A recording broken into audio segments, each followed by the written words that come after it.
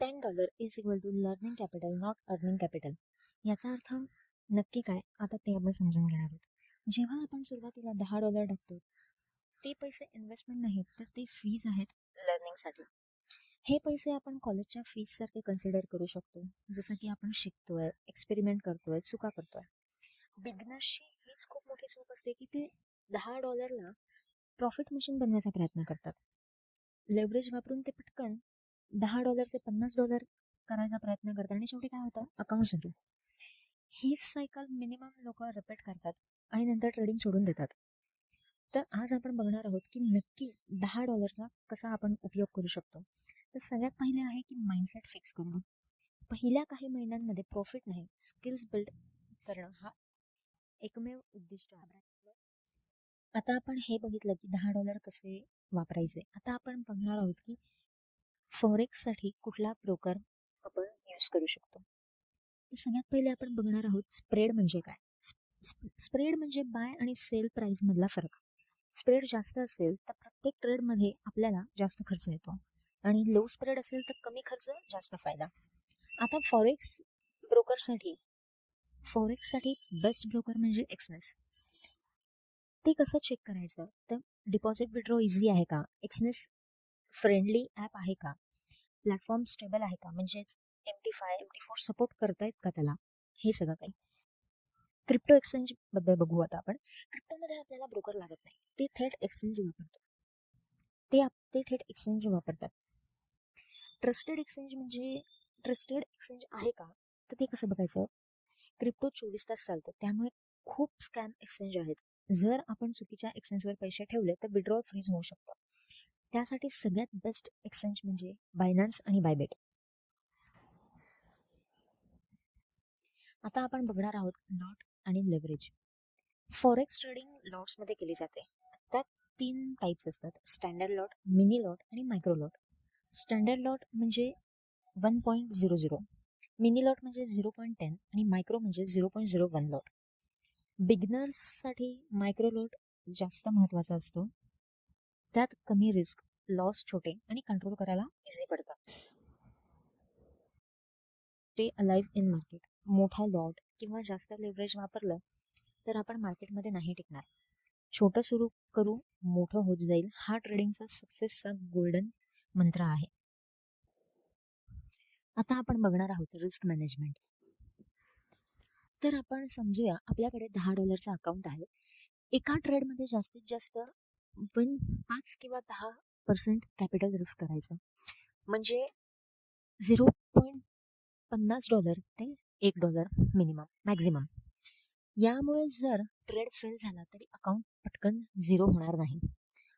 Example समजू, आपल्याकडे $10चा अकाउंट आहे, रिस्क $1 पर ट्रेड आहे. 10 कंटिन्युअस लॉसेस झाली तरी आपलं अकाउंट आउट होणार नाही आणि एवढे सलग लॉसेस होणं खूप रेअर असतं, त्यामुळे प्रश्नच येत नाही. आता आपण सेकंड बघणार आहोत स्टॉप लॉस म्हणजे एसएल. जर प्राइस आपल्या अगेन्स्ट गेली तर ट्रेड डायरेक्ट बंद होतो. याचा अर्थ काय, लॉस कंट्रोलमध्ये राहतो. एसएल नसल्यास एकदाच एक ट्रेड पूर्ण अकाउंट होऊ शकतो. एक्झाम्पल आपण BTC बाय केला ॲट $60,000, एसएल ठेवला $59,500 वर, तर म्हणजे मॅक्स $500 आपला लॉस होऊ शकतो, जास्त होणार नाही त्यापेक्षा. तसंच थर्ड म्हणजे टेक प्रॉफिट म्हणजे टीपी म्हणजे प्रॉफिट बुक करायची जागा. मार्केट अगेन्स्ट फिरण्याआधी आपलं प्रॉफिट लॉक होतं. एक्झाम्पल, आपण EUR/USD बाय केला, टीपी ठेवला 30 पेपवर, प्राइस तिथे पोचल्यास आपलं प्रॉफिट सिक्युअर, प्रश्नच येत नाही, प्रॉफिट आपलं जायचं. मग आता फोर्थ बघणार आहोत रिस्क टू रिवॉर्ड. नेहमी आपलं 1:2 किंवा 1:3 रेशो ठेवणं गरजेचं असतं. म्हणजे $1 रिस्क घेतला तर किमान $2 किंवा $3 टार्गेट असावं, कारण लॉसेस अनअवॉइडेबल असतात. पण जर एक ट्रेडमध्ये रिस्कपेक्षा दुप्पट प्रॉफिट मिळालं तर ओव्हरऑल अकाउंट वाढतं. माइंडसेटमध्ये रूल बनवून ठेवायचे की risk is equal to control, protect capital, नंतर ग्रो करायचं. जर आपण प्रत्येक ट्रेडमध्ये रिस्क मॅनेज करत गेलो तर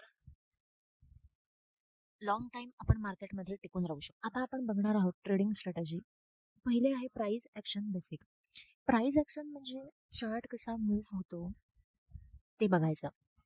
त्यात 2 पॉइंट असतात, सपोर्ट आणि रेजिस्टन्स. सपोर्ट म्हणजे ज्या लेवलवर प्राइस वारंवार खाली येऊन थांबते किंवा बाउन्स होते त्याला सपोर्ट म्हणतात आणि तिथे बाय करायचा जास्त चान्सेस असतात. रेजिस्टन्स म्हणजे ज्या लेवलवर प्राइस वारंवार वर जाऊन थांबते आणि रिजेक्शन घेते त्यावेळा सेलिंगचे जास्त चान्सेस असतात. एक्झाम्पल, BTC वारंवार $60,000 वरून खाली येतोय तर तो काय असतो? रेजिस्टन्स. तसंच BTC वारंवार 58,000 बाउन्स होते तर तो असतो सपोर्ट. लॉजिक एकच आहे, सपोर्ट जवळ आला की बाय, रेजिस्टन्स जवळ आला की सेल. पण नेहमी कन्फर्मेशन पाहूनच ट्रेड घ्यावा. सेकंड आहे कॅन्डलस्टिक कन्फर्मेशन. सपोर्ट रेजिस्टन्सवर ट्रेड बिल्ड करू नये त्यासाठी कॅन्डलस्टिक पॅटर्न यूज करावा लागतो. बुलिश इंगल्फिंग म्हणजे strong buy signal near support. Bearish engulfing म्हणजे strong sell signal near resistance.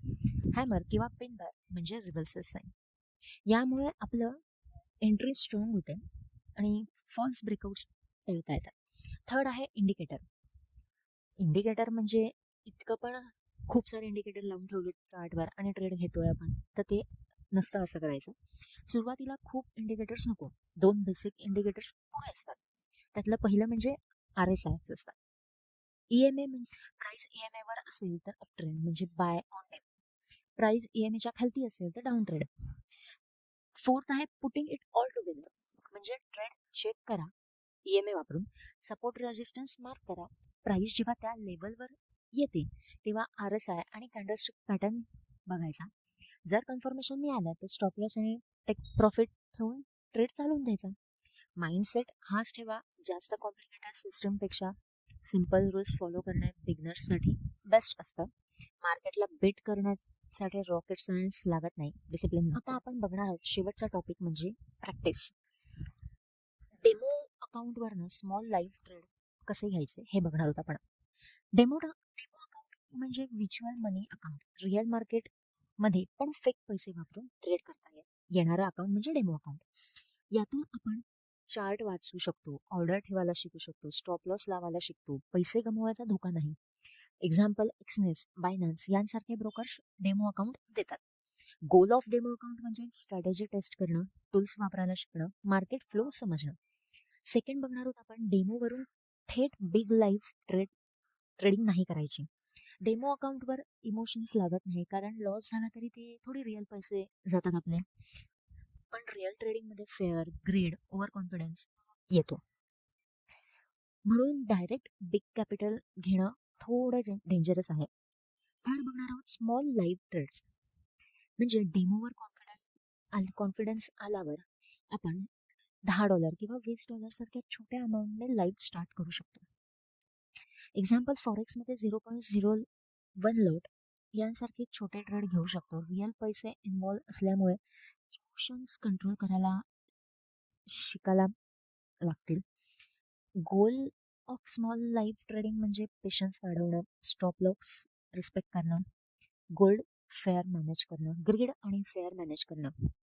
की लर्निंग म्हणजे डेमो अकाउंट म्हणजे लक्षात ठेवा स्किल बिल्ड करायचं अकाउंट आहे. स्मॉल लाईव्ह अकाउंट म्हणजे इमोशन कंट्रोल होऊ शकतात त्यामुळे, आणि या दोघांचा बॅलन्स झाल्यावर बिग कॅपिटल वापरायला सुरू करू शकतो.